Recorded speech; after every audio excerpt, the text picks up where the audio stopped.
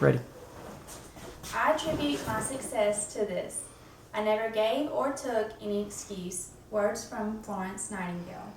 Today, I'm going to inform you about the life of Florence Nightingale, the greatest nurse of all time. When I entered nursing school, I learned about Florence Nightingale. Learning about her impacted my love that I have for nursing. She took nursing from being an insignificant career to one of the most important careers in the world. I will talk about Florence's childhood, career, and impact on the nursing field. Nightingale's childhood was not an ordinary one. Florence Nightingale was born on May 12, 1820, in Florence, Italy, hence where her name came from. She was born to the parents of Francis and William Nightingale. Her parents believed in the importance of education and strongly urged it. As a child, she learned most of her education from her father, where she excelled in mathematics. Florence's sister, Parenthope, once stated, "She has taken to mathematics, she is deep in them and working hard."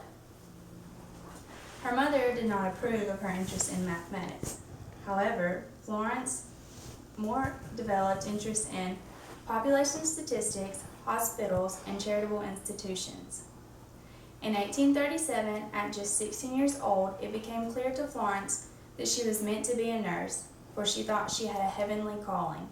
Florence stated, "God spoke to me and called me to his service. What form this service was to take the voice of, he did not say." However, in 1844, Florence decided that that calling was nursing. At the time, nursing was thought to be insubordinate, unimportant, and nurses were often referred to as drunks.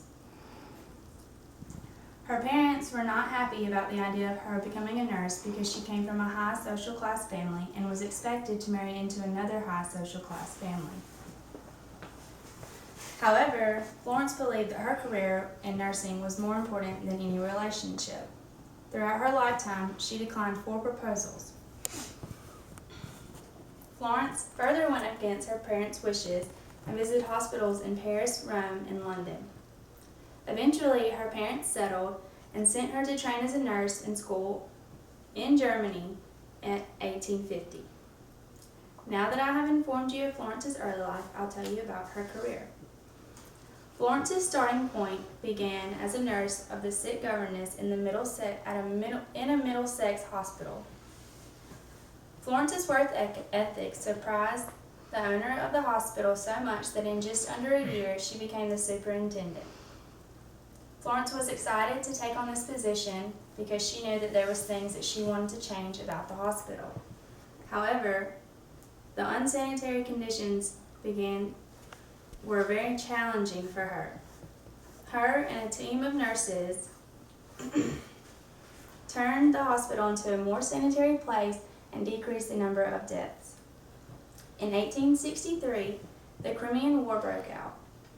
The soldiers that were injured were sent to very bad hospitals with very poor conditions.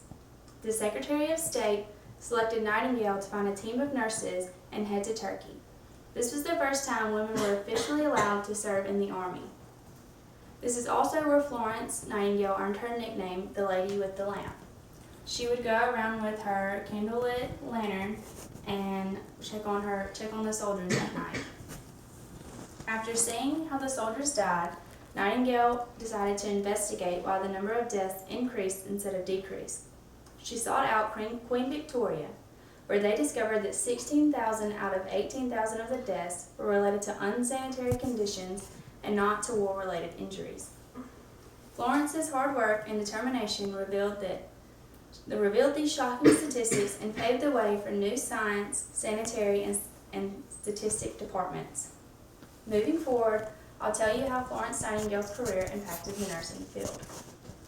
Throughout Nightingale's life, she continued to change the field of nursing for the better.